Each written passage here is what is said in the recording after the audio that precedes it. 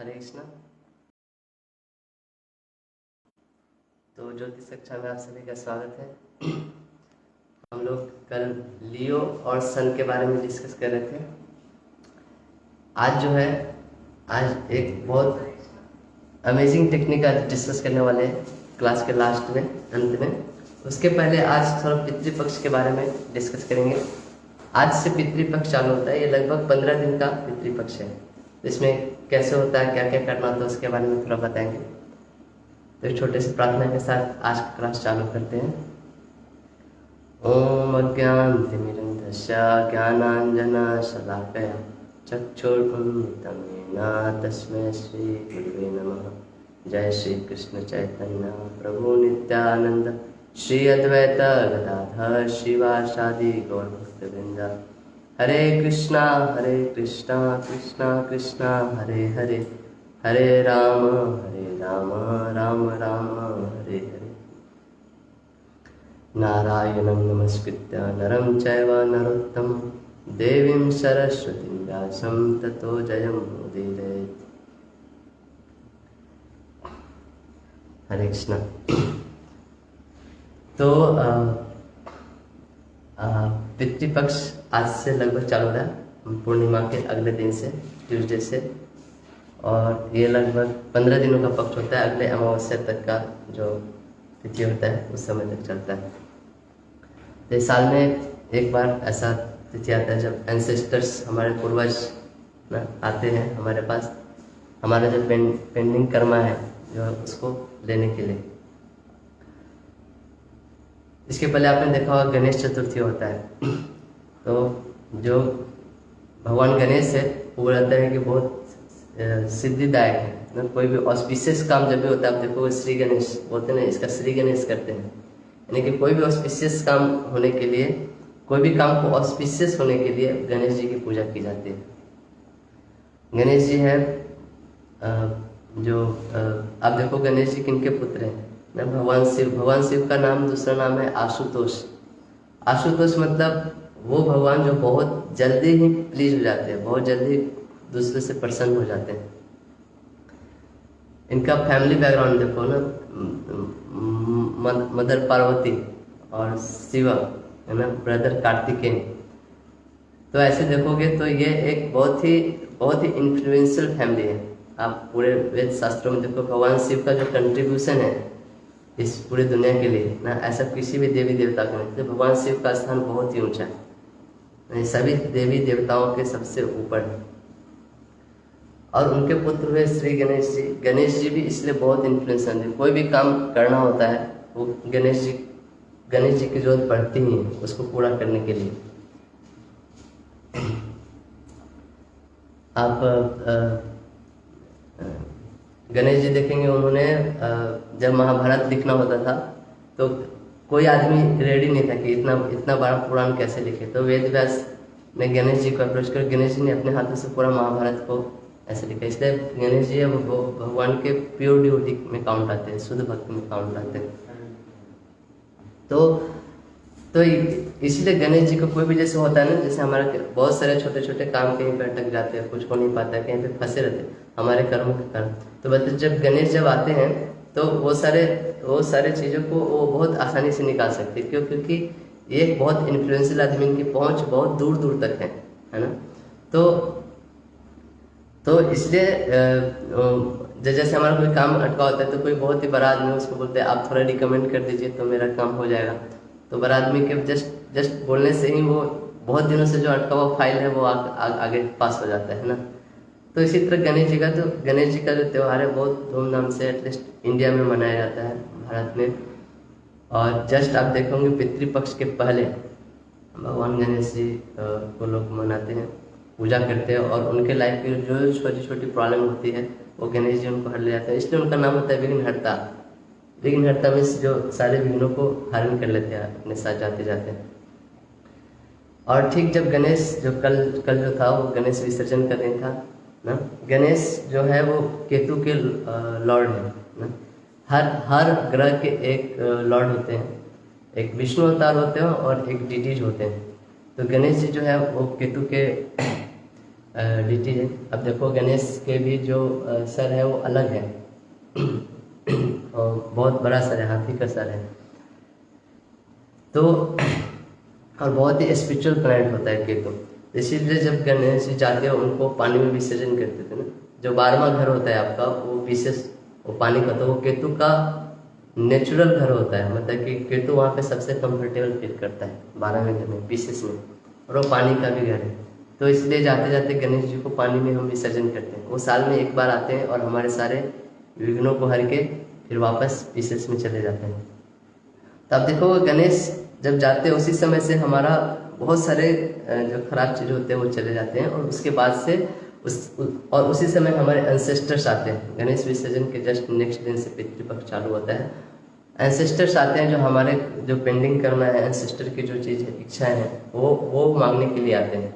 और हम जब एंसेस्टर्स का जो ये डेट है, जो ऋण है, उसको जब हम पे करते हैं तो हमारे बहुत सारे जो रुके रुके काम होते हैं वो भी निकल जाते हैं। इसलिए इसको पितृपक्ष को वैसे पितृ ऋण भी बोला जाता है। ऋण मतलब डेट। अब देखो बहुत सारे ऐसे चीज होते हैं हमारे जीवन में जो बहुत बहुत परेशानी करती है, बहुत दिनों से अटकी पड़ी है लेकिन हो नहीं रही है ना। कोई जैसे मकान नहीं बन रहा है, या फिर कोई बहुत सारा ऐसा बहुत लॉन्ग टर्म कोई डिजीज है जो ख़त्म नहीं हो रहा है, या बहुत दिनों से कुछ झगड़ा चल रहा है फैमिली में, कुछ कोर्ट केसेस चल रहे हैं, या शादी में प्रॉब्लम हो रही है, या बच्चे नहीं हो रहे हैं। ये सब टाइप के जो बहुत सारे प्रॉब्लम है वो पितृदोष होने के कारण होते हैं। तो पितृदोष देखा कैसे जाता है चार्ट में। जनरली जो पितृ जो होते हैं वो राहु और केतु एक्सिस, जो राहु जो प्लैनेट होते हैं और केतु जो प्लैनेट होते हैं, दोनों एक एक्सिस पे काम करते हैं। तो ये जहाँ पे भी होते हैं वो हमारे पितरों को रिप्रेजेंट करते हैं। राहु वो हमारे ग्रैंड पेरेंट्स का कारक भी होता है। तो अगर राहु और केतु अगर सन के साथ है ना, सन या मून के साथ है तो या शनि के साथ है, सैटर्न के साथ है, तो इसका मतलब हमारे पितरों से रिलेटेड कुछ कर्म है जो बाकी जो हमारे चार्ट में दिखाई दे रहा है। या वो नौवें घर में है। 9वां घर जो होता है वो हमारे पिता का घर होता है ना, या वो 5वें घर में है जो प्रीवियस उनका होता है। 5वां घर या दादा का घर होता है, ग्रैंड पेरेंट्स को दिखाता है। तो ऐसे जगह में राहु प्लेसमेंट कोई ग्रह कहीं पे आके हमारे चार्ट में इसका मतलब उस चीज से रिलेटेड जरूर कुछ पेंडिंग कर्म है, इसलिए वो ग्रह वहां पे बैठा है ना। या तो जो भी पितृ का जो दोष होता है वो पिछले जनरेशन से हमारे इसमें आता है, और वो ऋण हमको चुकता करना होता है। हम जब भी यहाँ पे हैं हमारा बहुत सारा ऋण होता है, जैसे पितृ ऋण बोलते हैं, देव ऋण बोलते हैं, ऋषि ऋण बोलते हैं। ऐसे बहुत सारे ऋण से हम बंधे हुए होते हैं, और जैसे जैसे हम उस ऋण को चुकता करते हैं वैसे वैसे हमारा लाइफ अच्छा होता है ना। तब ज्योतिष सीखने का एक पर्पस है कि हम लोग बहुत हैप्पी रह सकें, हम लोग बहुत अच्छे तरीके से रह सकें ना। तो जैसे मैं एक पोस्ट भी डाला था कुछ दिन 1-2 दिन पहले पितृपक्ष के बारे में फेसबुक ग्रुप पे कि पितृ ऋण क्यों होता है। जैसे उसमें मैं एक एग्जांपल बताया था, जैसे राजा दशरथ जब जा रहे थे शिकार करने वन में गए थे, तो उन्होंने शब्द वेदी बाण चलाते थे, मतलब शब्दों के सुन के उनको पता चल जाता था वहाँ पे कोई जानवर है। और ऐसे तो एक श्रवण कुमार के एक युवक थे, वो अपने माता पिता को लोग के तीर्थ यात्रा पे जा रहे थे। उनके माता पिता अंधे थे, तो श्रवण कुमार उनको खुद लेके जा रहे थे तीर्थ यात्रा कराने, और वहीं पे रुक के वो माता पिता के लिए पानी भर रहे थे। तो पानी भरने की आवाज से दशरथ को लगा कि कोई जानवर पानी पीने आ रहा है। उन्होंने शब्द विधि बाण चलाया और श्रवण कुमार मर गए। तो उस माता पिता जो अंधे थे उनका कोई सहारा नहीं था, और वो उस पुत्र वियोग में वो भी अपना प्राण त्याग देते हैं। तो यही कर्ज दशरथ को भी लगता है ना। दशरथ भी आप देखो, राम जब वनवास चल जाते हैं तो अपने पुत्र के वियोग में अपने प्राण त्याग देते हैं ना?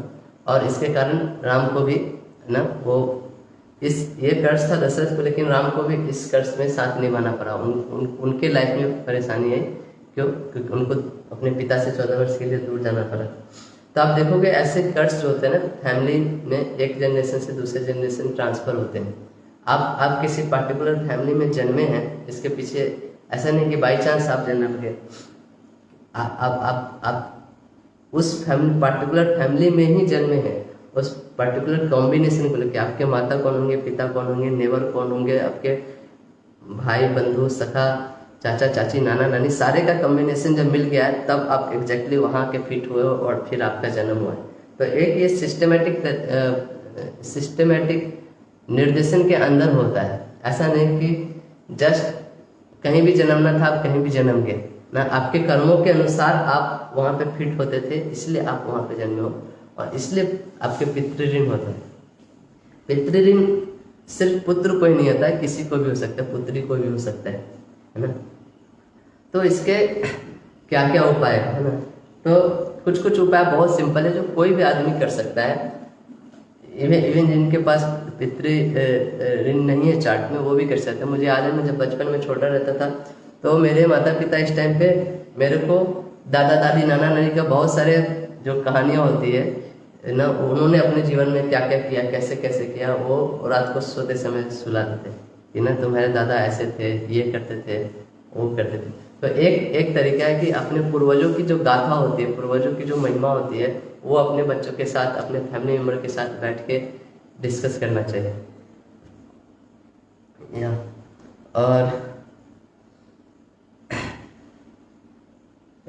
तो इसके बहुत सारे रेमेडी है जो सिंपल रेमेडी है, मैं आपको बताऊंगा, आप जो हर लोग कर सकते हैं। मोबाइल देखेंगे, ठीक है। तो एक रेमेडी है कि इस दिन आपको ये दान नहीं, पीपल के पेड़ में कुछ स्वीट वाटर दान देना चाहिए, डालना चाहिए। जो पीपल का पेड़ होता है, बरगद के, इसको बर्ड ट्री भी बोलते हैं, वो भगवान विष्णु को रिप्रेजेंट करता है। तो भगवान विष्णु जो है सभी, ऐसा बोलते हैं भगवान जो है सबका दुख हर सकते हैं, सब कर्मों को लेके भगवान खड़े हो सकते हैं क्योंकि वो भगवान है। तो इसलिए जब हम भगवान को अर्पित करते हैं तो इस संसार में जितने भी जीव होते हैं वो सबको अर्पित करने के बराबर होता है। जैसे मान लीजिए किसी पेड़ के जड़ में अगर हम पानी डालते हैं तो पेड़ के हर पत्तों में वो पानी चला जाता है ऑटोमेटिक। तो ये जो 15 दिन का दिन है, इसमें हर दिन आप है ना, चाहे तो पीपल के पेड़ में या बरगद के पेड़ में स्वीट वाटर उसको चढ़ा सकते हैं। स्वीट वाटर मतलब वो पानी है ना, आधा पानी आधा दूध और थोड़ा शहद मिला के, और तीनों का जो मिश्रण करके एक जल बनाइए, उसको एक लोटे में या किसी पात्र में लेके जाइए और पीपल के पेड़ में डाल के प्रदक्षिणा करिए। तो ये एक बहुत सिंपल रेमेडी है, कोई भी कर सकता है। दूसरा रेमेडी है खीर को दान में दे सकते हैं ना। जनरली पूर्णिमा और अमावस्या के दिन लोग देते हैं, लेकिन ये 15 दिन के लिए हर दिन आप खीर का दान में दे सकते हैं। खीर जो होता है एक राइस पुडिंग होता है जो बना होता है, दूध होता है, चावल होता है और चीनी। दूध और चावल को उबाल कर उसमें चीनी डाल के बनाते हैं, एक स्वीट आइटम होता है। तो आप देखोगे जनरली खीर का जो डोनेशन का जो होता है आप साल में कभी भी कर सकते हो। जनरली पूर्णिमा, अमावस्या और संक्रांति के दिन ये चीज़ का डोनेशन बहुत अच्छा माना जाता है, और पितृपक्ष में हर दिन ये कर सकते हैं। और खासकर पितृपक्ष में अमावस्या के दिन जो लास्ट डे होता है पितृपक्ष के, उस दिन या पूर्णिमा के दिन या फिर थ्रू आउट 15 डेज आप कर सकते हैं। ये दान आप किसी मंदिर में कर सकते हैं, किसी आश्रम में कर सकते हैं, किसी ऑर्फेनेज में जाके कर सकते हैं, और किसी ब्राह्मण को कर सकते हैं ना। एक रेमेडी पितृपक्ष का ये भी है कि ब्राह्मणों को बुला के उनको आदर सत्कार के साथ उनको भोजन कराना, ब्राह्मणों को भोजन कराना। ब्राह्मण को भोजन कराते हैं तो ऐसा होता है, ब्राह्मणों को जो भोजन कराते हैं वो डायरेक्ट विष्णु को, ब्राह्मण लोग भगवान विष्णु के मुख होते हैं, ऐसा बोला जाता है। तो वो डायरेक्ट भगवान विष्णु को खिलाने के बराबर है, जिससे हमारे पितरों का जो कर्म होता है वो हटता है। ये कैसे कर्म होते हैं ना, जैसे आप देखिए बहुत सारे हमारे कर्म होते हैं जिसको इसको कार्मिक रेमेडी बोलते हैं। आप वो चीज़ करते हैं तो वो कर्म आपके कट जाते हैं। ऐसे बहुत सारे रेमेडी होते हैं। आप जाओगे तो ज्योतिष के हजारों बुक है, उसमें हजारों टाइप के रेमेडी लिखे हो, लेकिन हर रेमेडी करना नहीं चाहिए, क्योंकि रेमेडीज आपको बैक फायर करते हैं ना, उसको वो आप पे भी असर डालते हैं। क्यों? क्योंकि आप किसी के कर्म से खेल रहे हैं ना, आप इसको किसी के कर्म को ही चेंज करना चाह रहे हैं रेमेडी करके। तो अगर अगर वो तो वो रेमेडी आपको आपको इन्फ्लुएंस करेगी, आपको बैकफायर मारेगी। इसलिए जितना ज़्यादा से ज़्यादा हो सके जो कार्मिक रेमेडी है वही करें। उसने जो कर्म है उस पेंडिंग कर्म को कैसे कर्म करके ही हटाए ना। ऐसा नहीं कि कोई जेम स्टोन पहन के किए या फिर कुछ अलग टाइप का रेमेडी, वो भी वर्क करता है लेकिन वो बैकफायर भी करता है अगर ठीक से नहीं किया जाए, या बहुत बहुत ज़्यादा कार्मिक दोष है तो वो बैकफायर भी करता है। इसलिए आप देखोगे मैं जनरली क्लास में कार्मिक रेमेडी देने की कोशिश करता हूँ, क्योंकि वो बहुत ऑर्गेनिक रेमेडी होता है। इन वन सेंस वो आपका जैसा कर्म है उसके अनुसार वो रेमेडी काम करता है, और इसमें बैकफायर का चांसेस बहुत कम रहता है। जैसे मान लीजिए कोई आदमी किसी स्त्री को या किसी लड़की को उसने शादी में कुछ प्रॉब्लम किया हो या पिछले जन्म में कुछ किया हो, तो उसका रेमेडी बहुत सारा है, लेकिन एक रेमेडी होता है कि आप किसी स्त्री को बुला के उसको घर में भोजन कराओ, उसको इज्जत दो ना, उसको खाने पीने की चीज़ें दो, है ना, उसके शादी में हेल्प करो। तो आप जब ये चीज़ करते हो ना, स्त्री को जब आदर करते हो, तो जो आपका जो पेंडिंग कर्मा था वो ऑटोमेटिक फिर करता है ना। तो इसी तरह हमें ऐसे रेमेडीज करने चाहिए जो रेमेडीज हमारे कार्मिक जो डेट है, जो कार्मिक ऋण है उसको हटा दे। तो ये दूसरा है। बहुत सारे लोग इस चिड़ियों को दाना डालते हैं। ये बहुत चिड़ियों को, कौवे को डरते हैं। बहुत सारे लोग तर्पण करते हैं इस समय। ये चीज़ हर कोई कर सकता है। तर्पण हाथ में तिल और तिल, गुड़, गंगा जल ये सब लेके लोग तर्पण करते हैं। जब आप तर्पण करते हैं तो आपके पूर्वजों को जाता है।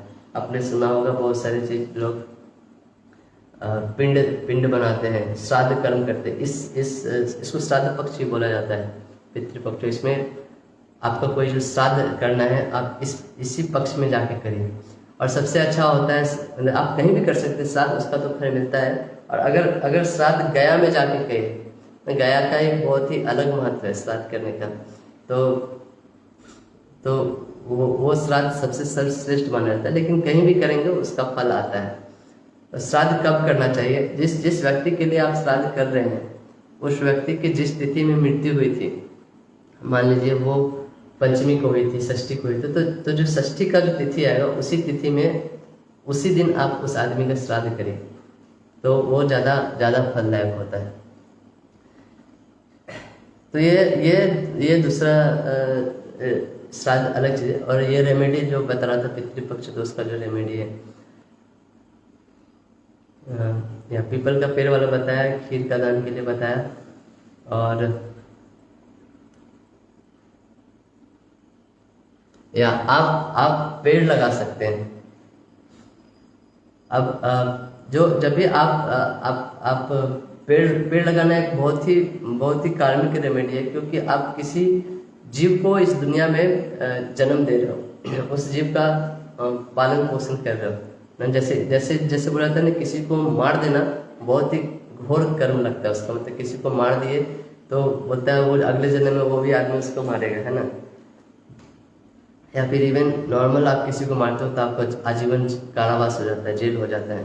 तो इसी तरह जितना घोर कर्म किसी को मार देना है, उतना ही अच्छा पुण्य कर्म में किसी को जन्म देना है ना।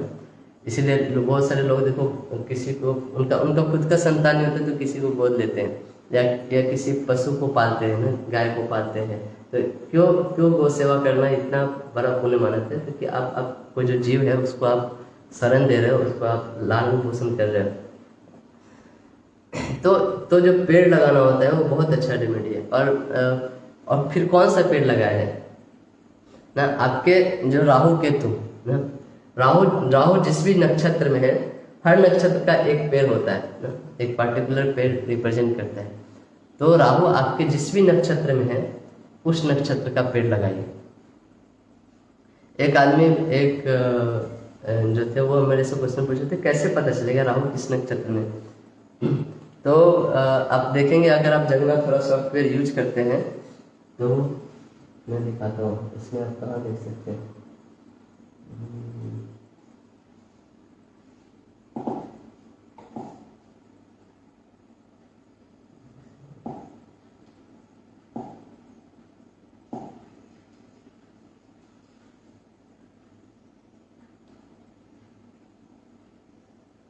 अब देखेंगे जगना थोड़ा सा सॉफ्टवेयर होता है, वो कुछ ऐसा खुलता है। आप यहाँ पे देखिए राहु, ये राहु यहाँ पे है। अब इस बेसिक डिटेल में आएंगे, यहाँ पे देखिए हर प्लैनेट लिखा था, sun, moon, Mars, Mercury, Jupiter, Venus, Saturn, Rahu, Ketu. इसके आगे जो लिखा रहता है वो प्लैनेट कितने डिग्री पे है, किस राशि में लिखा है। मैं जैसे सन लिखा, देखिए सन 29 डिग्री जेमिनी में 8 मिनट 53.32 सेकेंड। तो जेमिनी देखिए कहाँ पे, जेमिनी यहाँ पे देखिए, इस 11वें घर में जेमिनी राशि है, यहाँ पे सन है और वो कितने डिग्री पे लिखा हुआ है। फिर इसके आगे देखेंगे यहाँ पे नक्षत्र का नाम लिखा होता है, कौन से नक्षत्र में है, ये PUN है कि पुनर्वसु नक्षत्र में है। फिर नक्षत्र के कौन से पद में है वो भी लिखा रहता है।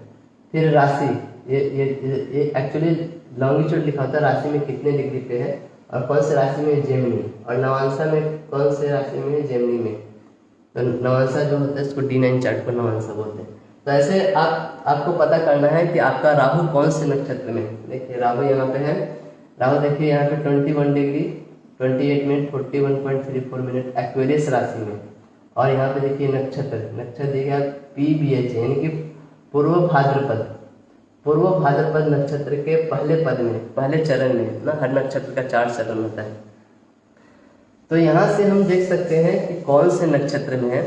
हर नक्षत्र का एक पार्टिकुलर ट्री होता है, उसका मैंने लिंक ऑलरेडी भेजा है वो फेसबुक ग्रुप में, जो हमने रेमेडीज डाले हैं उसमें। तो आप उसमें देखिए कौन से ट्री है और उस ट्री को लगाइए। तो अब वो ट्री कब लगा है ना। अब देखिए समय होता है, हर हाउसेस एक टाइम को रिप्रेजेंट करता है। मान लीजिए इसमें राहु यहाँ पे है, तो इस घर का जो समय होगा ना, उस घर के अनुसार, उस घर के समय के अनुसार हम वो ट्री प्लांट करेंगे जिस घर में राहु होता है। तो जैसे हर जो हाउस होता है वो 2 घंटे को रिप्रेजेंट करते हैं। दिन में टोटल 24 घंटे होते हैं और 12 हाउसेस होते हैं, तो हर हाउस 2-2 घंटे रिप्रेजेंट करते हैं। तो पहला जो होता है, जो सनराइज होता है ना, जो सनराइज का जो समय होता है लगभग 5 बजे के आसपास, तो पहला हाउस 5 बजे से लेकर 7 बजे तक का समय रिप्रेजेंट करता है ना। फिर दूसरा जो 12वां हाउस होता है, सन एक्चुअली ऐसे मूव करता है, यहाँ जब सनराइज होता है सुबह में तो सन एक्चुअली यहाँ पे रहता है पहले घर में। फिर 12 से 7, फिर 7 से 9 सन यहाँ पे आ जाता है, 9 से 11 सन यहाँ पे आ जाता है, 11 से 1 बजे तक सन 10वें घर में आता है, 1 से 3 बजे तक सन 9वें घर में आता है, 3 से 5 बजे तक सन 8वें घर में आता है, और 5 से 7 बजे शाम को सन 7वें घर में आता है। और फिर इधर जाने से फिर रात हो जाता है, फिर सुबह यहाँ पे उदित होता है। तो अब देखिए राहु 7वें घर में है और यहाँ पे सन का क्या टाइम है, शाम को 5 से 7 बजे तक का, ठीक है। तो शाम को 5 बजे से 7 बजे के बीच में आपको वो ट्री प्लांट करना है ना, वो पेड़ लगाना है। जिस मान लीजिए राहु अगर इसमें 10वें घर में रहता तो कितने बजे लगाते वो पेड़, 5 से 7, 7 से 9, 9 से 11, 11 से 1 बजे, 11 बजे दोपहर से 1 बजे दोपहर तक के बीच में वो पेड़ लगाते हैं। अब प्रश्न ये उठता है कि ठीक है राहु इधर है, तो मान लीजिए राहु यहाँ पे रहता है 4थे घर में ना, 4थे घर में रहता है, तो 5 से 7, 7 से 9, 9 से 11, 11 से 1, 11 से 1 यानी कि एकदम मिडिल ऑफ द नाइट, मतलब मध्य रात्रि के समय। तो मध्य रात्रि के समय को कैसे करें, है ना। तो उस केस में जहाँ पे केतु है, अगर यहाँ पे राहु है, इसके जस्ट अपोजिट में केतु होता है। तो जहाँ पे केतु है, क्योंकि राहु भी वहाँ पे एस्पेक्ट कर रहा है, राहु भी वहाँ पे देख रहा है अपने 7वें दृष्टि से, तो उस समय 11 से 1 दोपहर का जो समय होता है उस समय हम वो पेड़ लगा सकते हैं। तो ये पेड़ लगाना जो रेमेडी है बहुत अच्छा रेमेडी है, तो वो कर सकते हैं। ये मैं जनरल रेमेडीज बता रहा हूँ जो हर कोई कर सकता है, जिसको पता नहीं है ना, विदाउट क्या कर्म है क्या दोष है, ये कोई स्पेसिफिक रेमेडी नहीं है, जनरल रेमेडी हर कोई कर सकता है। ठीक, जब 12वां घर जो हमारा होता है सबसे लास्ट घर होता है, एंड घर होता है, तो जो हम पितरों का जो दोष देखते हैं वो हम जनरली 12वें घर से देख सकते हैं या पीसेस साइन से देख सकते हैं। पीसेस यानी कि मीन राशि जो होती है। तो 12वें घर में कौन सा ग्रह बैठा है या 12वें घर का स्वामी कहाँ पे बैठा है, उससे देख सकते हैं। वही वही हमारे पितरों के कर्म के बारे में बताता है। या फिर पीसेस साइन और जुपिटर को देख के हम पता कर सकते हैं कौन से ऐसे कर्म है हमारे पितरों के जो जिसके लिए हम करते हैं। तो अलग अलग चीज़ें, जैसे मान लीजिए 12वें घर में मार्स है, तो मार्स से रिलेटेड चीज़ें डोनेशन दे सकते हैं, है ना। मार्स क्या चीज़ का कारक होता है? मार्स मतलब जैगरी मतलब गुड़ का डोनेशन कर सकते हैं किसी को ना। या मार्स मतलब मेडिसिन के लिए किसी को डोनेशन कर, किसी को हॉस्पिटल में हेल्प चाहिए उसके लिए डोनेशन कर सकते हैं। किसी जो भी एट इंस्टेंट जो अचानक जो चीज़ें होती है उन सब चीज़ों के लिए, एक्सीडेंट या ये सब चीज़ के लिए किसी को डोनेशन में चाहिए तो दे सकते हैं। बेस्ट है जैगरी ना। 12वां घर जो होता है नेचुरल डोनेशन का घर होता है ना, दान का। तो आप उस चीज़ से, मान लीजिए मरकरी है, बुध है, तो किसी को आप पढ़ने लिखने के लिए, छोटे बच्चों के लिए जो डोनेशन की चीज़ें होती है वो चीज़ आप दान में दे सकते हैं, है ना। तो ऐसे जो भी है, जैसे चंद्रमा है तो खीर या फूड रिलेटेड चीज़ें कुछ दान में दे सकते हैं ना। सैटर्न है, सैटर्न जो होता है आप किसी आश्रम में, किसी ऑर्फेनेज में, ये सब जगह में आप कुछ कंस्ट्रक्शन के लिए कुछ चीज़ चाहिए तो उसके लिए डोनेशन देते हैं। जनरली बहुत सारे कंस्ट्रक्शन, या फिर उनका गेट, जो घर का जो लोहे का गेट होता है, लोहा का चीज़ दान में दे सकते हैं उनके लिए ना। उनका गेट बनवा दे या फिर कुछ कंस्ट्रक्शन चल रहा है तो उसके लिए वो दान में दे सकते हैं। तो ऐसे बेसिकली हर प्लैनेट का, जो भी प्लैनेट आपके 12वें घर का स्वामी है, 12वें घर में है, उस चीज़ से रिलेटेड आप डोनेशन कर सकते हैं। ये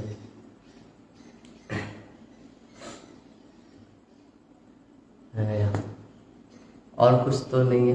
कुछ अगर क्वेश्चन है तो डाल सकते हैं, नहीं तो फिर हम एक बहुत अच्छा टेक्निक आज बताएंगे आपको, जिसको बोलते हैं परिभ्रमण पद्धति। यस्टरडे क्लास से क्वेश्चन है, हाँ, how do we check whether sun is of नीचे और उच्च?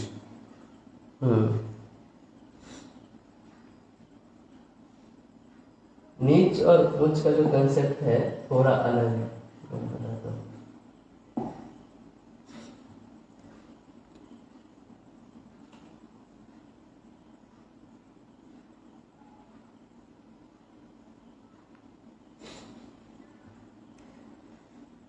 अब देखो, उच्च का कब माना जाता है कोई सन, जब वो राशि चार्ट में और नवांशा चार्ट में दोनों में अगर सेम राशि में है तो उस प्लैनेट को ऑटोमेटिकली उच्च का माना जाता है। जैसे यहाँ पे देखो सन, मैं देख रहा था, सन किसमें है? जेमिनी साइन में, तीसरे घर में। यहाँ पे देखो सन जेमिनी साइन में है, और नवांशा में भी सन जेमिनी ही साइन में है। 12वें घर में जेमिनी साइन में, नवांशा में भी जेमिनी साइन, राशि में भी जेमिनी साइन, नवांशा में भी जेमिनी साइन, तो उसको उच्च का सन माना जाता है। और एक होता है एक्साल्टेड और डेविलिएशन। अब देखोगे इसमें एस्पेक्ट टेबल होता है। आप यहाँ पे चार्ट पे ले जाओ अपना कर्सर, अगर राइट क्लिक करोगे, नीचे आओगे, राइट क्लिक करके यहाँ पे देखो आता है एस्पेक्ट टेबल विथ रिलेशनशिप। ये वाला सबसे नीचे वाला देखो, एस्पेक्ट टेबल विथ रिलेशनशिप। वहाँ पे आप क्लिक करोगे तो ऐसे कुछ खुल के आता है, एक टेबल आपके सामने आएगा। जनरली ये सब चीज़ें आपको प्रैक्टिस करते करते खुद ही दिमाग में बैठ जाएगी, कौन सा प्लैनेट कौन से राशि में एग्जाल्टेड होता है, कौन सा प्लैनेट कौन से राशि में डेबिलेटेड होता है। शुरू में याद नहीं है तो आप यहाँ से भी देख सकते हैं। यहाँ पे देखो हर प्लैनेट का नाम लिखा होता है और वो प्लैनेट को किस प्लैनेट पे और किस घर पे कितना दृष्टि डाल रहा है वो लिखा होता है। इसमें कुछ सिंबल यूज होते हैं। देखो यहाँ पे देखो, जैसे ऊपर तीर का निशान बना है मतलब वो एग्जाल्टेड है, तीर का निशान नीचे बना है मतलब वो डेबिलिएटेड है। ऐसा हरा रंग का ट्रायंगल है, मूल त्रिकोण में है। याद है मैंने आपको पढ़ाया था, मूल त्रिकोण, अपना घर, ना डेविएशन पॉइंट, मूल त्रिकोण मतलब वो बहुत ज़्यादा एग्जाल्टेड होता है, वहाँ पे वो मतलब एकदम मस्ती करते रहता है प्लानट। शत्रु घर में है, अधिशत्रु घर में है, मित्र घर में है, अधिमित्र घर में है। तो ऐसे बहुत सारे सिंबल यहाँ पे देखोगे यूज होते रहते हैं। कौन सा प्लैनेट किस घर में है ना, अस्त होता है तो यहाँ पे देखिए ऐसे रेड सिंबल बना रहा है। कभी कहीं मरकरी और वेनस अस्त होता है सन के बहुत क्लोज होने के कारण, तो वहाँ पे वो सिंबल बनाया हुआ। तो आप अब देखोगे इस सिंबल यहाँ पे रहेगा, आपको पता चल जाएगा। जैसे सन, जैसे मैं बताता, सन एरीज राशि में बहुत एग्जॉल्टेड होता है, तो आपको खुद से याद है तो याद है, नहीं तो यहाँ से देख के आप समझ सकते हैं कि सन का पोजीशन एक्चुअली कितना है, वो एग्जॉल्टेड है कि नहीं। ये एक चार्ट है, इसमें कोई प्लैनेट एग्जॉल्टेड या डेबिलेटेड नहीं है। एक दूसरा एग्जाम्पल मैं आपको दिखाता हूँ।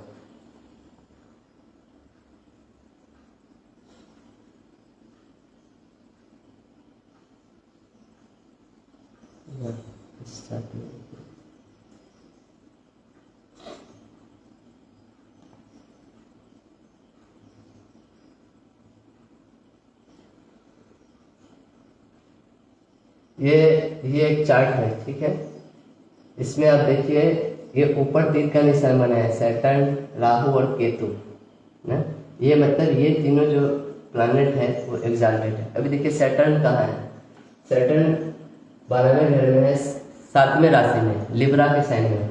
लिब्रा के साइन में सैटर्न बहुत एग्जाल्टेड होता है, और ठीक जहाँ पे वो एग्जाल्टेड होता है ठीक उसके 180 डिग्री अपोजिट साइन में वो डेबिलेटेड होगा। अगर वो लिब्रा के साइन में एग्जाल्टेड है तो एरीज के साइन में वो डिबिलेटेड होगा। उसी तरह सन अगर एरीज के साइन में एग्जाल्टेड है तो वो लिब्रा साइन में डेबिलेटेड होगा, है ना। और यहाँ पे देखिए मार्स के आगे ये रेड सिंबल बना हुआ है, इसका मतलब होता है वो प्लैनेट अस्त हो गया, वो प्लैनेट कंबस्ट हो गया। तो आप देखोगे मार्स जो होगा ना सन के बहुत क्लोज होगा, तभी वो अस्त हुआ होगा। अब देखते हैं मार्स और सन दोनों एक ही साथ बैठा हुआ है ना, 7वें घर में दूसरे राशि में बैठा हुआ है। अब कितने डिग्री पे बैठा हुआ है, अभी आप देखिए यहाँ से डिग्री दिखा देगा आपको। मार्स 6 डिग्री के आसपास बैठा हुआ है टॉरस साइन में, और सन देखिए 1 डिग्री के आसपास, यानी कि दोनों के बीच में सिर्फ 5 डिग्री का अंतर में ना। जब जब जब 5-6 डिग्री के अंदर बैठा होता है तो कंबस्ट हो जाता है, यानी कि वो बहुत क्लोज है। सन का जो हीट होता है बहुत होता है, तो वो क्या करता है उसके इफेक्ट को कम कर देता है। दूसरे प्लैनेट का जो रेज आते हैं, जो इफेक्ट आते हैं, सन उसको ओवर पावर कर देता है, इसलिए वो कंबस्ट हो जाता है।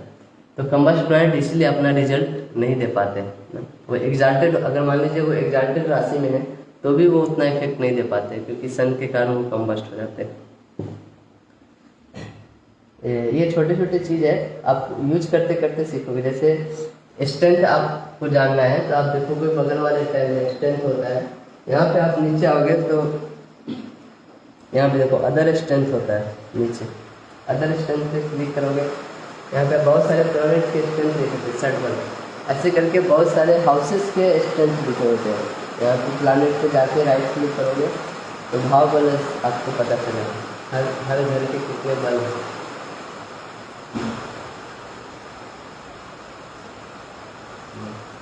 कल मैंने आप लोग को बताया था जगन्नाथ थोड़ा सॉफ्टवेयर के बारे में यूज करने के लिए, लेकिन बहुत लोगों के पास लैपटॉप नहीं है तो मोबाइल में भी यूज करते हैं। कल मैंने एक लिंक भी भेजा था ज्योतिष ऐप बोल के, जो कि सिमिलर टू जगन्नाथ थोड़ा ऐप है। उसमें ये सारे डिटेल्स सब आप देख सकते हैं और एनालाइज करने के लिए बहुत अच्छा है। तो ज्योतिष ऐप को आप मोबाइल में इंस्टॉल कर सकते हो, कोई भी एंड्रॉयड मोबाइल में इंस्टॉल कर सकते हो, प्ले स्टोर से मिल जाता है। तो आपके पास अगर जगन्नाथ थोड़ा सॉफ्टवेयर नहीं है या फिर लैपटॉप नहीं तो मोबाइल में ये ऐप इंस्टॉल करिए और उसमें देखिए और प्रैक्टिस करिए, बहुत कुछ सीखने को मिलेगा उसमें। तो ठीक है, तो ये एक चीज़ हुआ। एक और क्वेश्चन, हाँ, सम रेमेडीज फॉर नीच का सूर्य। नीच का सूर्य, हाँ, सूर्य जो है, सूर्य के लिए सबसे अच्छा रेमेडी है, सबसे सिंपल रेमेडी है जो हर कोई कर सकता है, वह है सूर्य भगवान को जल देना। अगर सूर्य नीच का है तो उस आदमी को जब भी सुबह नहाते हैं, नहाने के बाद एक तांबा का लोटा में जल भरिए और सूर्य देव की तरफ मुख करके उनको जल दीजिए। और सूर्य भगवान को जो मंत्र है, हर ग्रह का एक मंत्र होता है, उसको जप करिए, उनसे प्रार्थना करिए। ये बेस्ट रेमेडी आप हर दिन कर सकते हैं। अगर और अच्छा करना है तो लाल मिर्च होता है, लाल मिर्च, तो लाल मिर्च को तोड़ के उसमें जो सीड्स होते हैं, वाइट सीड्स होते हैं, ऐसे ऐसे 40 सीड्स, 40 सीड्स जो होते हैं वो पानी में डालिए और फिर उस पानी को सूर्य को ऑफर करिए, है ना। तो आपका सूर्य अच्छा होता है दिन पर दिन। सूर्य चाहता है, सूर्य को अच्छा करने के लिए आप हर चीज़ ओरिजिनल रखिए। कोई भी पायरेटिव चीज़ आप यूज़ करते हैं तो सूर्य खराब होता है। सूर्य एकदम ओरिजिनल, वो राजा है ना। आप सेकेंड हैंड चीज़ें जो भी करते हैं ना, घूस लेके जो काम करते हैं या फिर ना साइन कर दिए, नकली साइन करके जो काम करते हैं या जीरोक्स मार के जो चीज़ें लाते हैं, इन सब चीज़ों से सूर्य खराब होता है ना। ओरिजिनल कंटेंट आप रखते हैं तो सूर्य आपका अच्छा। तो ये सब चीज़ें आप कर रहे हैं तो उस चीज़ों को बंद कर दें। सेकेंड हैंड सामान खरीदना ना, गाड़ी भी खरीदना तो फर्स्ट में गाड़ी खरीदिए, सेकेंड हैंड नहीं खरीदिए। तो पुराने चीज़ें जो घर में उसको हटा दीजिए, नए चीज़ें रखिए। तो ये सब चीज़ से सूर्य अच्छा होता है। प्लीज डिस्क्राइब नीच का सूर्य। नीच का सूर्य वही डेविलेटेड सन को नीच का सूर्य बोलते हैं और कुछ नहीं। जैसे सन जो है अगर लिब्रा राशि में तो वो नीच का सूर्य है, वहाँ पे जाके सन को बहुत खराब लगता है। क्योंकि देखो 7वां जो राशि लिब्रा है ना, तो लिब्रा में क्या होता है, Libra is the house of choices, इसको बोलते हैं हम लोग। लिब्रा राशि के बारे में पढ़ा नहीं। वहाँ पे लिब्रा का देखो सिंबल होता है तराजू ना, वो हर चीज़ बैलेंस करता है, बहुत सारे उसके पास ऑप्शन होते हैं, उसमें से चूज करता है। और लिब्रा जो होता है वो बहुत कोल्ड राशि से माना जाता है। वहाँ पे चीज़ें बहुत धीरे धीरे चलती है। और सूर्य जो है बहुत फायरी प्लैनेट है, तो वहाँ पे जाके उसको एकदम अनकंफर्टेबल होता है। वहाँ पे देखो सैटर्न एग्जाल्टेड होता है। सैटर्न क्या है, सैटर्न क्षुद्र है ना, लोअर कास्ट को रिप्रेजेंट करता है। और जो राजा है वो किंग है, सन जो है किंग है, वो बहुत हायर अथॉरिटी को रिप्रेजेंट करता है, गवर्नमेंट को रिप्रेजेंट करता है। तो वो क्षुद्र प्लैनेट के जहाँ पे एग्जाल्टेड है वहाँ पे वो जाके डेबिलेटेड हो जाता है, वहाँ पे वो नीच का हो जाता है। तो जिसका भी सन अगर लिब्रा में है यानी कि वो डेबिलेटेड है, उसको तो हर दिन सूर्य भगवान को जल जरूर चढ़ाना चाहिए। अब देखोगे एक हमारे Bihar, Jharkhand, UP, north India side में एक फेस्टिवल होता है। दिवाली के बाद लोग सूर्य भगवान को अर्घ चढ़ाते हैं। 2 दिन का फेस्टिवल, एक डूबते सूर्य को और एक उगते सूर्य को। तो बहुत 2-3 दिन का ये पूरा फेस्टिवल होता है, पूरा फास्टिंग करते हैं लोग। और ऐसे करने से उनका सूर्य बहुत अच्छा होता है, उनके लाइफ में सूर्य से रिलेटेड कोई भी प्रॉब्लम नहीं आती। तो ये पर्व भी आप कर सकते हैं, छठ पर्व कर सकते हैं सूर्य को अगर आपको अच्छा करना है तो। हरे कृष्ण।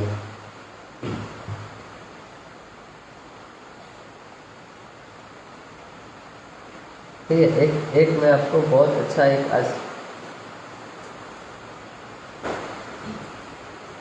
टेक्निक है, इसको बोलते हैं परिभ्रमण।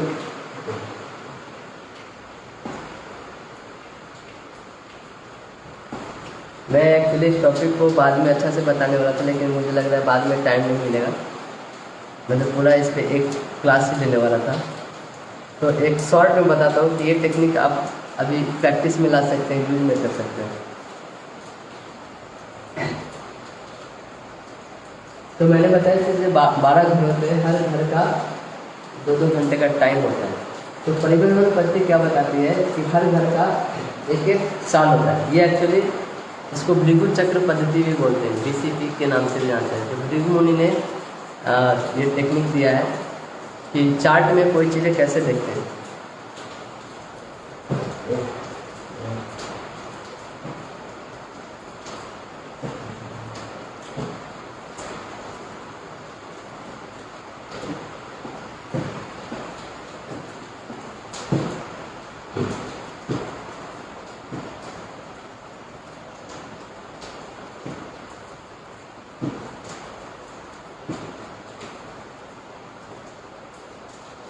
ये आपका हॉरोस्कोप हुआ, ये पहला घर होता है, ठीक है।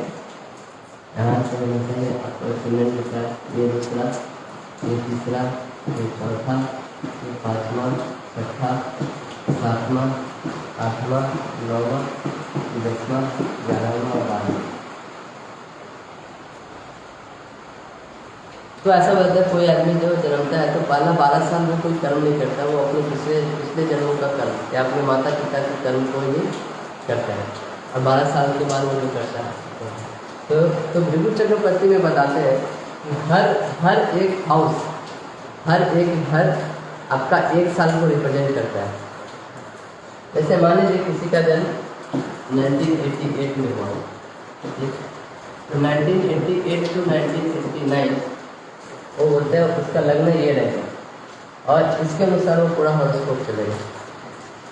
फिर दूसरे साल में उसका 89 to 90 जो जिसका दूसरा घर है वो लग्न की तरह काम करेगा, यानी कि ये उसका पहला घर हो जाएगा, ये दूसरा, ये तीसरा, ये चौथा, ये 5वां 6वां 7वां 8वां 9वां 10वां 11वां 12वां। फिर 90 to 91 ये वाला लग्न हो जाएगा उसका ना? तो उसी तरह आगे बढ़ता जाएगा, पहलावां साल, दूसरा, तीसरा, चौथा, 5वां 6वां 7वां 8वां 9वां 10वां 12वां साल में ये लग्न हो जाएगा। फिर 13वां साल में यहाँ से लग्न चालू होगा। तो फिर इसका यूज क्या है ना, ठीक है। तो ऐसे क्या होता है कि हम उसके मान लीजिए वो उसका उम्र हो गया 25 साल में, है ना, तो 12 और 24, तो 25 साल में उसका कौन सा घर, इस घर को मान लीजिए 25 में, मान लीजिए 26 27 28 30वें साल में इसको हम लोग लग्न बना देंगे, ठीक है, और इसको लग्न बना के फिर चार्ट को एनालिसिस करेंगे, तो उसके अनुसार वो साल में वो सब चीज़ें उसके लाइफ में घटित होगी।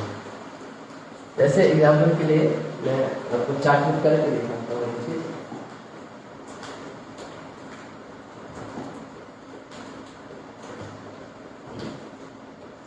तो मान लीजिए ये चार्ट है हमारा, ठीक है, तो मान लीजिए उसका 7वां 1 2 3 4 5 6 7वां साल, 7वें साल में उसके लाइफ में क्या क्या घटना होगी ना, ऐसे हम जानना चाहते हैं। तो यहाँ पे देखिए राइट, ये 7वां जो घर है, यहाँ पे आप कर्सर लाइए आप लैपटॉप का, वहाँ पे राइट क्लिक करिए और देखिए सबसे ऊपर आता है show chart from this house, show chart from this house, वहाँ पे क्लिक करेंगे तो देखिए इसके 7वें राशि में सैटर्न था और मार्स था, वो आपको मार्स और सन था, वो आपको फर्स्ट में आ गया, यानी कि जो 7वें घर में था वो उसको हमने लग्न बना दिया है और उसके अनुसार ये चार्ट पूरा बन गया, यानी कि उसका जो 7वां साल होगा जीवन का इसके अनुसार चलेगा। यानी कि अगर उसका हेल्थ देखना है तो इस घर से छठा हमारे जो भी होता है रोग के बारे में बताता है, उसके रिलेशनशिप के बारे में ये वाला हाउस दिखाएगा, उसके एजुकेशन के बारे में ये वाला हाउस दिखाएगा, उसके लॉसेस के बारे में ये वाला हाउस दिखाएगा। तो उसमें भी ये 1 साल के लिए पूरा उसका लाइफ इसके अनुसार चलेगा।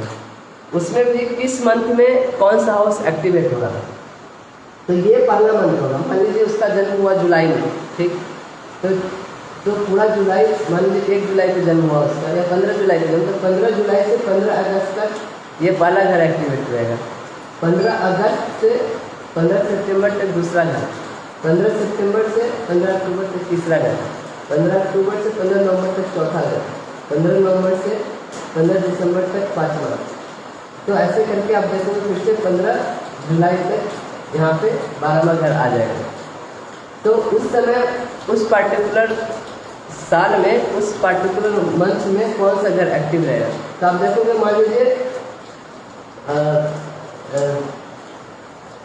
लीजिए उसका जॉब का घर है 10वां घर, ठीक है, तो जुलाई से अगस्त सितंबर अक्टूबर नवंबर दिसंबर जनवरी फरवरी मार्च अप्रैल मई, तो आप देखोगे मई के आसपास उसको जॉब रिलेटेड कुछ चीज़ें जरूर होगा, या जॉब में जो भी ये चार्ट रिप्रेजेंट करता होगा उसके कुंडली में उस चीज़ से रिलेटेड और जॉब से रिलेटेड वो 15 मई और से 15 अप्रैल से 15 मई के बीच में जॉब से रिलेटेड कुछ इंसिडेंट जरूर होगा, छोटा भी हो सकता है बड़ा भी हो सकता है, कुछ ना कुछ इफेक्ट जरूर आएगा। तो ये एक टेक्निक है बहुत अच्छा टेक्निक है। आप अगर ये एक टेक्निक मास्टर कर जाते हो, आप उसके लाइफ में बहुत सारी चीज़ें बता सकते हो ना। उसका जॉब कब लगेगा, उसका मैरिज कब होगा, उसके बच्चे कब होंगे। ये एक बहुत बहुत सुपरसोनिक टेक्निक है ना। मैं उतना डिटेल में नहीं बताऊँ, लेकिन अगर आप पढ़ना चाहते हो तो बहुत सारे ऐसे नोट्स अवेलेबल है इंटरनेट पे या बुक्स है, वो लेके परिभ्रमण पद्धति पे बुक्स, या इसको भृगु चक्र पद्धति भी बोलते हैं। इससे बर्थ टाइम रेक्टिफिकेशन भी आप कर सकते हो ना। वो इंसिडेंट कब हुआ उसको बैक ट्रेस करके, वो इंसिडेंट होने के लिए वो हाउस उस समय एक्टिव होना चाहिए। मैरिज कब हुआ, बच्चा कब हुआ, नौकरी कब लगा, ये सब चीज़ के आप उसके बर्थ टाइम को करेक्ट कर सकते हो। तो खैर ये अपने आप में एक बहुत बड़ा सब्जेक्ट है, लेकिन मैं शॉर्ट में बताया कि ये एक टेक्निक है। जो एक्सप्लोर करना चाहते हैं वो एक्सप्लोर कर सकते हैं, क्योंकि अभी जो दशा सिस्टम है, बहुत सारे दशा होते हैं, योगिनी दशा, विंशस्त्रीय दशा, कालचक्र दशा, वो अभी हम लोग नहीं सीख पाएंगे क्योंकि वो बहुत ही लंबा है। तो एटलीस्ट ये एक टेक्निक है जो प्रैक्टिस कर सकते हैं। आप अलग अलग चार्ट में जितना प्रैक्टिस करेंगे आप उतना ही अच्छा सीखेंगे। दूसरा चीज़ था कि बहुत लोग, ये नेचुरल है कि हम जब एस्ट्रोलॉजी सीखते हैं तो हम भी अपना चार्ट देखना चाहते हैं। बहुत लोग आसपास के जो लोग होते हैं वो चार्ट देखने के लिए देते हैं, और हमें बहुत सारे कन्फ्यूजन होता है। बहुत लोग मेरे को चार्ट भेजे भी देखने के लिए, और मैं जेन्युइनली उनको हेल्प करना चाहता हूँ, लेकिन ऐसे टाइम मिलता नहीं जहाँ कि एक चार्ट को देखने, अगर अच्छा से देखना है तो पूरा दिन भर का टाइम लगता है। तो लेकिन आपके प्रॉब्लम भी बहुत जेन्युइन होते हैं। तो हमने कुछ सोचा कि इसके लिए क्या उपाय किया जाए। तो ऐसे 2-3 भक्त लोग हैं जो हमारे जान पहचान के, वो लोग इसको प्रैक्टिस भी करते हैं। लोग कंसल्टेशन देते हैं, गाइडेंस देते हैं, और बहुत सालों से करते आ रहे हैं। तो वो लोग आपको अच्छा गाइडेंस दे पाएंगे। तो ऐसे एक भक्त है, नागपुर के एक भक्त है जो महाराष्ट्र साइड में पड़ता है। उधर के एक भक्त है जो एस्ट्रोलॉजी प्रैक्टिस करते हैं, वो मेरे बहुत अच्छे दोस्त हैं, जान पहचान है। तो ये लोग जो है वो गृहस्थ भी है, तो कुछ चार्जेस भी रखते हैं। चार्जेस इन द सेंस ऐसा नहीं कि कुछ आपसे बहुत ज़्यादा चार्जेस लेंगे, लेकिन जो भी आपका जितना कंसल्टेशन होता है, जो भी फीस होता है, जो जेन्युइन फीस होता है, उतना ही लेते हैं। मतलब कि इतना गारंटी है कि ये लोग आपको कभी ठगेंगे नहीं। जैसे बाहर आप जाते हो ज्योतिष, उसको पता है कि इसको ये जेमस्टोन बेचना है, तो आपको वो रेमेडी बताते हैं और बोलते हैं ये जेमस्टोन ना 2000 का है, आप मेरे से खरीद लो। तो वो एक चीटिंग होता है, और आप उन पर विश्वास रखते हो, श्रद्धा रखते हो, और आपको बेच देते हैं। लेकिन ये लोग ऐसे नहीं है, ये लोग डिवोटी भी है, और ये आपको बहुत स्पिरिचुअल गाइडलाइन भी देंगे, और डिवोशनल वे में आपको रेमेडीज भी देंगे। ये कोई धंधा करने के लिए नहीं खोले, ये जानते हैं और दूसरे को जेन्युइनली हेल्प करना चाहते हैं। इसीलिए ये लोग ज्योतिष भी, जो भी कंसल्टेशन के लिए आते हैं उनको करते हैं। तो एक हमारे दोस्त है प्रतीक कानपुरवाल, वो नागपुर के हैं, वो भी कंसल्टेशन करते हैं। तो उनका भी नंबर मैं भेज दूंगा। एक और हमारे बहुत अच्छे मित्र हैं, कोलकाता में भी रहते हैं, कुशल बिहारी प्रभु, वो भी कंसल्टेशन करते हैं। उनका एक्चुअली वेबसाइट है www.selenastro.com, SELENEASTRO.com। तो वहाँ पे जाके आप कोई भी कंसल्टेशन का बुकिंग कर सकते हैं। वो जनरली मना करते हैं सिर्फ फ़ोन नंबर देने के लिए। वो बोलते हैं डायरेक्ट वेबसाइट से आप बुकिंग करें, फिर वो जो टाइम स्लॉट होगा उसी टाइम स्लॉट में वो कंसल्टेशन करते हैं, क्योंकि बहुत सारे लोग आते हैं, तो इसलिए वो टाइम स्लॉट ऐसे बात करते हैं। उनका भी एक नंबर है, लेकिन आप उस पर कॉल मत करिए, अगर बहुत ज़रूरत पड़ता है तभी कॉल करिए, वो भी मैं शेयर करूँगा। और एक प्रभु जी हैं, आनंद विहार दिल्ली से हैं, रघु जीवन प्रभु। तो वो प्रभु जी भी यहाँ पे आए हुए हैं। तो वो भी एस्ट्रोलॉजर हैं, कंसल्टेशन देते हैं लोगों को। बहुत सारे लोगों को उन्होंने हेल्प किया है उनके जीवन में, और बहुत पॉजिटिव इफेक्ट मिला है। तो उनका भी नंबर मैं आपको शेयर करूँगा ना, तो उधर भी आप कॉल कर सकते हैं। तो जो भी जिस रीजन के हैं आपको जिनसे भी कंफर्टेबल लगता है, ये 3-4 ऑप्शन है आपके पास, उनको कांटेक्ट करके आप कंसल्टेशन कर सकते हैं। तो आज की क्लास में इतना ही, क्योंकि मैं अभी नया कुछ चालू नहीं करना चाहता क्योंकि टाइम हो गया है। जस्ट सन के बारे में एक चीज़ बोलूँगा, जो सन और फिफ्थ हाउस जो होता है स्पेकुलेशन का हाउस होता है ना, उससे हम बहुत स्पेकुलेशन करते हैं। तो बहुत को ऐसे पूछने आते हैं कि मैं शेयर मार्केट में न करना चाहिए, नहीं शेयर मार्केट में इन्वेस्ट करना चाहिए।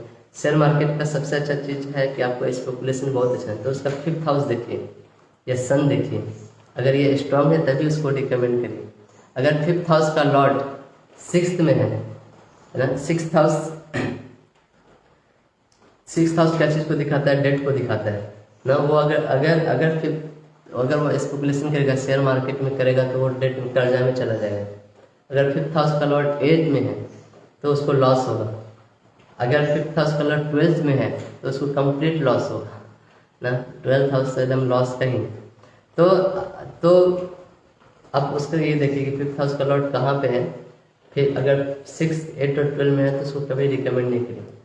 और वो फिफ्थ हाउस का लॉर्ड बहुत एग्जाल्टेड है या सन बहुत एग्जाल्टेड है या किसी अच्छे राशि में अच्छे घर में है ना, तो फिर उसको वो शेयर मार्केट में इन्वेस्ट कर सकता है, ये कर सकता है। बहुत सारे ऐसे स्कीम्स है जैसे इंट्राडे या बिटकॉइन, ये सब आजकल बहुत ट्रेंडिंग में चल रहा है। तो ये सब भी बहुत स्पेकुलेशन वाली चीज़ें हैं।